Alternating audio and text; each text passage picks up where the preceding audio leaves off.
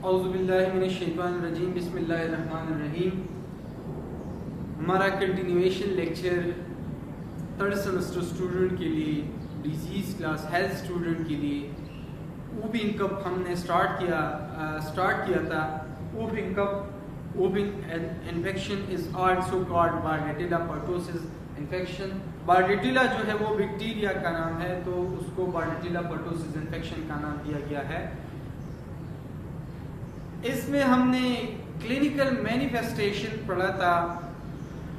उसके बाद आज हम इन्वेस्टिगेशन पढ़ेंगे कि वूपिंग कप में हम कौन कौन से इन्वेस्टिगेशन पेशेंट के लिए करते हैं।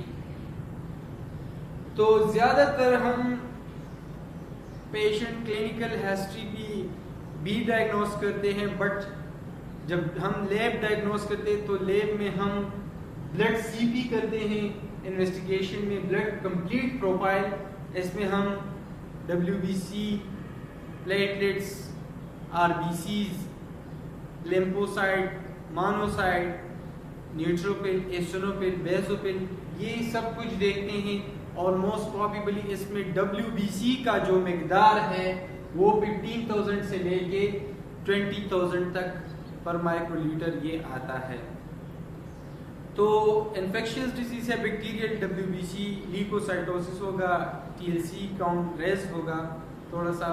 तो इसके साथ साथ हम नेज़ोपेरिंग से स्वैब कल्चर लेते हैं और फिर लैब भिजवा देता है, तो उसी का जो रिपोर्ट फिर आता है, तो जो हमारा बाकी का जो डायग्नोसिस है वो फिर हम कल्चर पे छोड़ देते हैं और कल्चर हमें 100% फिर लेके जाता है कि ये बार्डेटिला पॉजिटिव पेशेंट है कि नहीं। तो स्वैब कल्चर में हम फिर डायग्नोस करते हैं। ये दो स्पेसिफिक इन्वेस्टिगेशन जो है वो हम वूपिंग कप में करते हैं। इसके बाद जो कॉम्प्लिकेशन आता है वो तो इन्वेस्टिगेशन था। वूपिंग कप में जो कॉम्प्लिकेशन होता है, कॉम्प्लिकेशन देखिए, कॉम्प्लिकेशन में नंबर फर्स्ट रेस्पिरेटरी इन्फेक्शन है। तो रेस्पिरेटरी इन्फेक्शन में जब कॉम्प्लिकेटेड हो जाता है तो ब्रोंकोनिमोनिया जो है उसका ब्रोंकियोल पे इसकी निमोनिया ऑब्स्ट्रक्शन उसमें आ जाता है। ब्रोंकोनिमोनिया वो एक कॉम्प्लिकेशन है। इसमें कन्वर्जन जो आ जाता है, फिट्स जिसे हम कहते हैं पेशेंट के ऊपर, वो आ जाता है।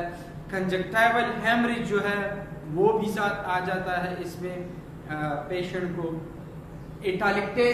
इटालिक्टेसिस जो है वो कोलेप्स ऑफ लंग्स को कहते हैं। लंग्स बिल्कुल मरोड़ हो जाते हैं, कोलेप्स हो जाते हैं, तो उसको हम इटालिक्टेसिस कहते हैं।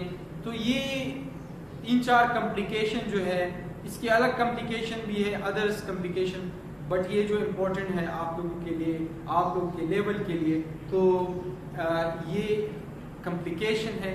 अब हम इसके बाद इसके मैनेजमेंट के बारे में आप लोगों को बताएंगे कि मैनेजमेंट हम किस तरह करेंगे। इसमें रेस्पिरेटरी इन्फेक्शन है, आपको फर्स्ट ऑफ ऑल आपने बच्चे को आइसोलेट करना है, क्योंकि हमने पढ़ा था कि इसकी जो ट्रांसमिशन है वो बाय ड्रॉपलेट इन्फेक्शन के थ्रू होता है। तो आपने उसको आइसोलेट करना है बच्चे को। फिर इसमें जो एंटीबायोटिक्स हम देते हैं, अगर उसमें ज़्यादातर लो ग्रेड फीवर होता है तो सिम्टोमेटिक ट्रीटमेंट आप बच्चे को एंटीपायरेटिक जो है पैरासिटामोल, पेनाडॉल आप दे सकते हो, ब्रूफिन। स्पेसिफिक ट्रीटमेंट में एंटीबायोटिक में हम इसको मैक्रोलाइड ग्रुप जो है वो एरिथ्रोमाइसिन, क्लेरिथ्रोमाइसिन या एजिथ्रोमाइसिन, उसमें हम एक ड्रग देते हैं पेशेंट को। अप टू 10 डेज तक इसकी जो कोर्सेज है वो पेशेंट के लिए हम करते हैं। इसके बाद एंटीटेसियो जो है कफ सप्रेसेंट देते हैं पेशेंट को। अगर थर्ड स्टेज में अनप्रोडक्टिव कफ होता है पैराक्सिस में, तो हम ड्राई कफ जो होता है, ड्राई कफ के लिए वो सिरप देते हैं। अगर फिर प्रोडक्टिव बन जाते हैं, ब्रोंकियोल से इन्वॉल्व हो जाता है एलुलाई, तो फिर एक्सपेक्टोरेंट देता है पेशेंट को, कफ सिर्फ एंटीटेसियो देता है। इसी के साथ साथ मेंटेनेंस ऑफ न्यूट्रिशन, पेशेंट का या जो भी बच्चा है आपने न्यूट्रिशन का खास ख्याल रखना है, क्योंकि उसी दौरान में पेशेंट का जो इम्यून सिस्टम है वो वीक हो सकता है।